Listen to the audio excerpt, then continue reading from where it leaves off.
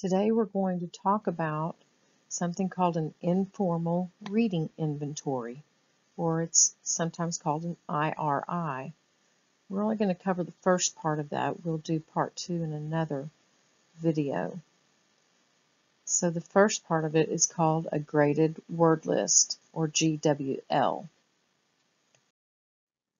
Okay, let's talk just for a second about what an IRI actually is. An IRI, or Informal Reading Inventory, is a measure that helps us to identify mostly a child's independent and instructional reading levels.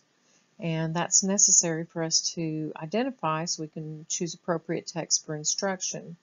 There's lots of different ones out there. There's lots of commercial IRIs available. There's the Bader, the Flint Cooter. There's probably a lot more than I even know. The one we're using is the Basic Reading Inventory by Piper and Johns. And the reason I really like this one is it has some special features that make it a little more user-friendly and actually give more information. So that's the one that we're going to be using. But all IRIs have a couple of things in common. And one of those is there's two parts to them. And one is always some type of a graded word list. And the other part is some type of graded passage. So that's typical of any type of commercial IRI that you might find out there. One thing that happens with this particular one, the Basic Reading Inventory, is the GWL is a little bit more thorough. It actually measures their ability to read words by sight and by analysis for a combined score. So that's one thing I really like about it. It also has more words on the list, so you get a little better picture of their abilities. And it also builds in a little table at the bottom of each page that helps you to score very quickly and easily. And so that's really nice for the teacher when they're using that. So those are just a few basics. We're going to get into a little bit more details, and I'm going to show you some pictures of what those pages look like as we go through this video.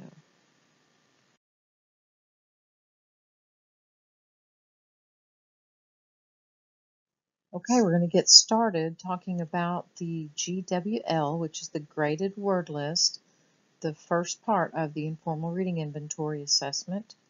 The GWL, or Graded Word List, is just like what it sounds. It's lists of words that gradually get more difficult. They increase by grade level. And we're going to have students read through lists of words at progressively more difficult levels until we identify their independent and instructional reading levels. Remember, this is just a snapshot. It's only considering words in isolation, so it's not thinking about words that are in the context of a story. That's the other part of the assessment. So when we do this, we're going to be getting just a little snapshot of what they're able to do with words in isolation and some of their word attack skills.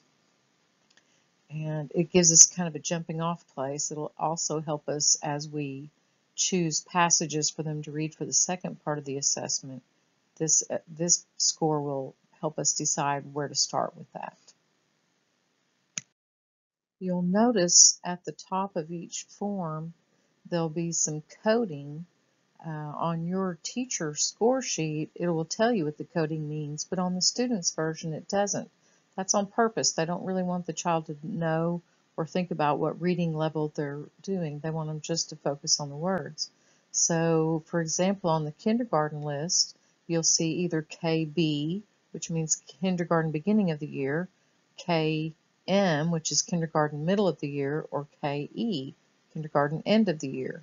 On your form, it will tell you that at the top, but on the child's version, it won't.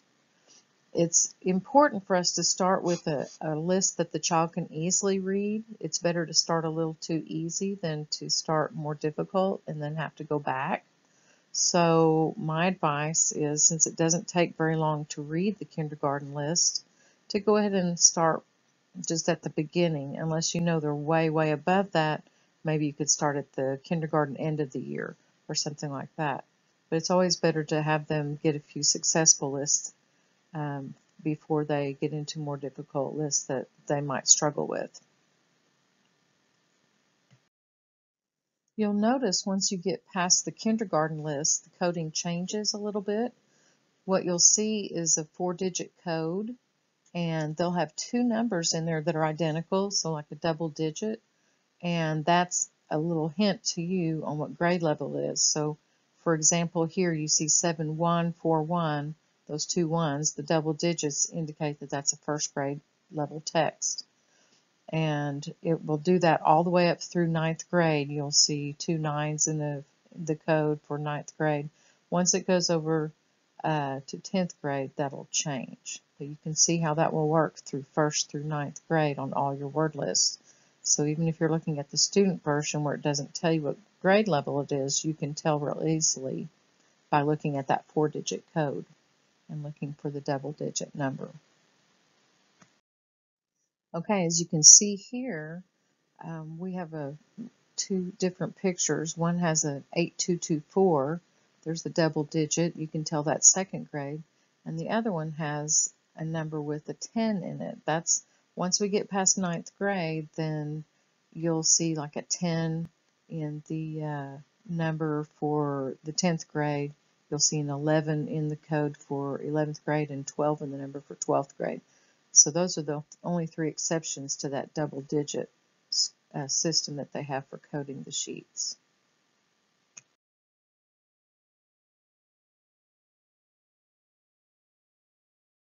Okay, so as you're giving this assessment, basically you're just going to start by telling the child you're going to have them read through lists of words and that they don't need to read fast, just at a comfortable pace. It's not a race. They don't get any bonus points for reading them super fast or anything. And technically the way they're supposed to do it is just read through each list and skip the words they don't know. And then when they get to the end, any words that they skipped, you go back through the second time and have them read the words they skipped, or if there's words that they read incorrectly. So the first time through, if they get the word correctly and they read it within 1 to 2 seconds, we consider that recognizing it by sight. So we give them either a plus or a check mark in the sight column. Some kids don't want to skip the words, and so you might have that happen. If you can tell that they had to study the word first before they read it correctly, give them the point, but give it to them in the analysis column, not in the sight column. Some kids will go ahead and skip over the words they don't know, just like you tell them to, and then you can go back through the second time and let them read the words that they skipped over. If they get them correctly the second time through, then again, you put them in the analysis column. So the basic rule of thumb is if they read the word within 1 to 2 seconds, you give them either a plus or a check mark in the sight column. If it takes them a little bit longer and you can tell they're studying the word first, then you give them the point over in the analysis column. If they make an attempt and it's incorrect, at least write down phonetically or whatever what word they did say, or even if it's a nonsense word, write down what they said so you can analyze that later. Okay? Okay, it's important to know when to stop the assessment. And basically, on the kindergarten list, it's going to be a little different. When you have them read through the kindergarten list, you basically want them to read the entire list. There's 3 kindergarten lists, and they're shorter. They don't have 20 words like the others do. But basically, if they read through all of the kindergarten beginning of the year list successfully, go ahead and have them do the kindergarten middle of the year. And if they read that one successfully, go ahead and have them read the end of the year list. So try to get all 3 lists. If you're working with younger children, you might find that they struggle on one of the earlier lists, and you can kind of tell that it's time to stop and not go on to the higher level kindergarten list. When you get to the first grade list, at that point the rules change. There's 20 words on each list, and you're going to total up both columns, the sight column and then the analysis column, and then add those together for a combined score. And then if that number, that combined total, is at least 14, you go to the next list. As soon as that number dips below 14, in other words, 13 or less, then you know it's at their frustration level and it's time to stop the assessment. Okay, we're getting ready to watch a little practice one so that you can kind of follow along and practice. Before we do, there's one last thing you need to know.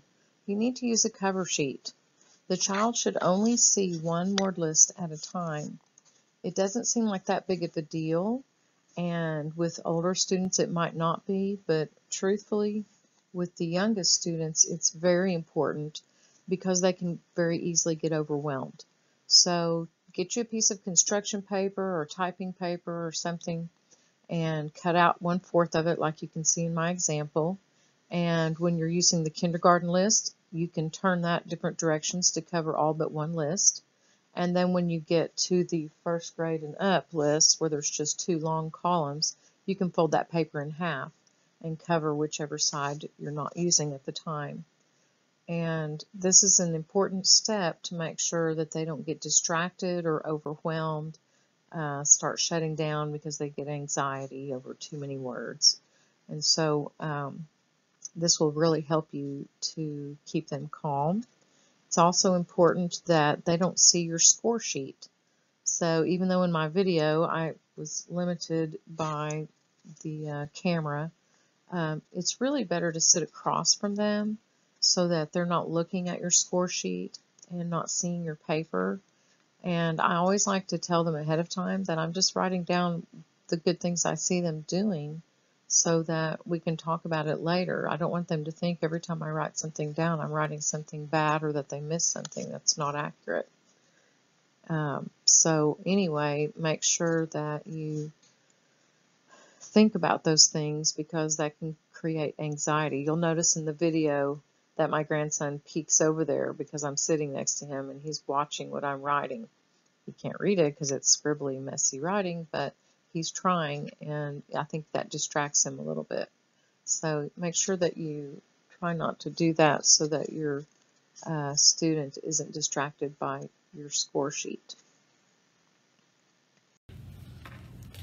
Okay, I have a helper with me today that's going to help you guys who missed the training on how to do this assessment. It's called the Graded Word List. It's in your book that looks like this. This is the student version with the spiral. That's the one the kids need to look at. And your forms are in the big book. You can print them out from the back. There's a little link at the back you can use to print out the forms, or you can just copy them right out of the book. Or you can go on D2L, and I've uploaded them for you, and you can print them out that way too. So this is my helper, Zachary. Isn't he cute? And Zachary, what we're going to do is I'm just going to have you read some lists of words, and if you don't know the word, you can skip it, and then I'll let you go back and look at them again if you skip them. So we're just going to start with this first word list, and you just read them. You don't have to rush or read fast, just read it as kind of a regular pace, and whenever you're ready, here, sit it flat for me though, and whenever you're ready, you can start. Go, I, is, he, dog, run. Wait, I'm on the wrong form. Let's start over, sorry. Okay, take 2. I gave him the wrong page, I'm sorry. Here, we'll use this. It's already got it copied off, I'm sorry. Okay, let's try this again. We're on list B, and I gave him list A, and I had form B, so I'm sorry. There is a form A, a form B, or a form C, so make sure that you have the right form for your paper that matches the list you're going to have them read. Okay, we'll try it again. Be, and, it, at, do, we. Good, okay. And we'll flip this over. This is our little cover thing. And now read that list to me. His, back, will, blue, was, of, she, one, green. Awesome. Okay, now we're going to do this list. It, if, duck, wish, from, out, are, lost, they, as, time, happy, now. Nice job. Okay. Flip it over. And now there's just 2 lists on the page, so we'll just cover up one side and let you see the other at a time. Wait, let me make sure I'm ready. Okay. Little Next reads, my make old mother bed, row lunch near before. I'm lamb bride, I'm store, I'm high. Beginning made. So I'm here. Her. Okay. And I didn't hear what you said on number 19. Can you tell me that one? 19. Mm-hmm. And if you're not sure, you can make a guess at it. Some side. Okay. Okay. And let me see, and I don't know if I wrote down the right thing on 17.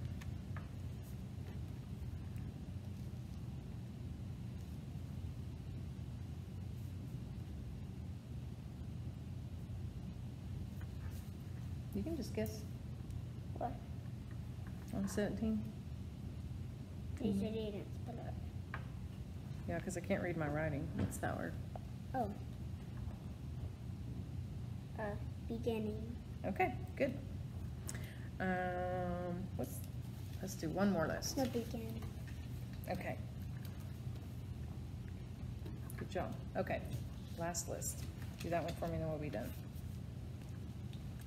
Feel, drink, wave, gray, start, form, cross, warm, bed, even, feed, always, run around, country,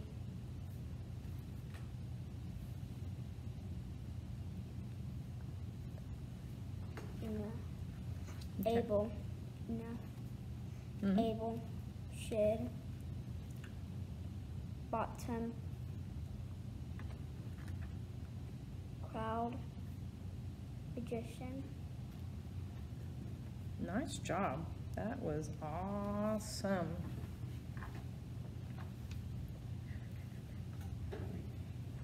Okay. And we are done unless you just feel like you want to try that list. But unless you want to. If you don't want to, we're done. Do you want to try it or we're going to be done? Okay. Tell everybody bye and thank you for watching. Wait, You see that list? Yeah. Do you want to try it? yeah, okay. Okay. Thank you guys. As you can see here, he was able to read all of the words on the 3 kindergarten list by sight and accurately the first time, so there's just nothing but check marks. You can see how I totaled both columns and got final totals. If you had other markings in there, you'd be able to look at the little rubric at the bottom of the page to see how to analyze that.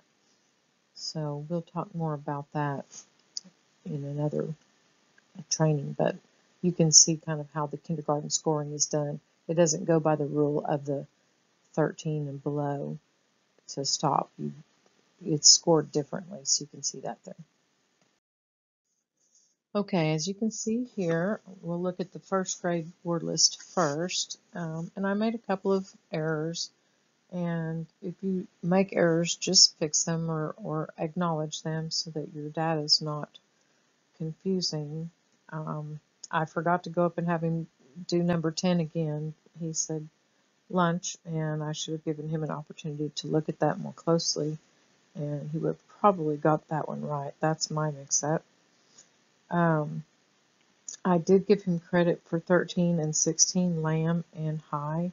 He said the words, he accented those silent consonants that are at the end, the B on lamb and the G on high, but it was very subtle, and I felt like he knew the words and said the words. So we're always going to give them the benefit of the doubt. That's more of a pronunciation issue. He still knew the words. Number 17, I should have written that beginning on the analysis lines. That's why I drew the arrow. And on 19, he said sigh instead of cry, and so I just wrote that phonetically to remind me later what he did say. You can see on 20 he said here and then corrected himself on analysis, so I gave him credit for it in the other column. So overall, this is a score of 17. It could have possibly been 18 if I had remembered to have him go back and look at number 10. So basically, if you look at the scoring guide at the bottom of the page, that puts that right in his instructional zone.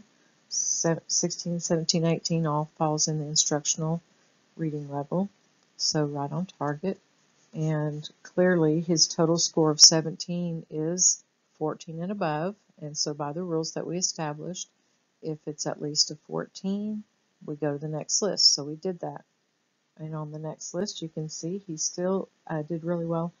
I should have gone back and given him an opportunity to read 7 and 13 again, because he got them very closely. He left off the A on across, and it may be that I didn't hear it well. So that could have been me. And then he added an A on round and said around.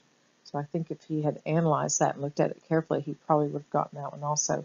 We were running out of time in our room, and so we didn't do that. I'd already stopped the recording. But I feel like that probably would have put him at a 17. But even so, that would have been in his instructional reading zone. The reason why we want to get as accurate as possible is because we're trying to find his highest, or hers, highest instructional reading level. And so I feel like that list there would have probably been his highest instructional reading level. According to our rules, with a total of 15 and possibly even a 17, we would have gone to the next list. So it's possible that his highest instructional reading level would have been one grade higher. If I were doing this not for just a presentation and a training video, I would have gone back and redone all that, or been a little more careful about it. This was kind of an impromptu thing that I took advantage of having a helper handy that was willing to do that for me. So forgive me if it's not perfect, but I think this will give you a sense of how you conduct the assessment and how you know when to keep going and when to stop, and the importance of writing down what they do say if it's incorrect, because it gives you a lot of good information. And we can talk about that more as we get into more training on how to really analyze what we found. But what we did do is identify this child's instructional reading level, and probably one or two more steps and we'd be at their frustration level. And those are really important things to know when we're identifying materials to use in the classroom for instruction and for guided reading groups and for independent reading and those kinds of things. So hopefully that's helpful for you today.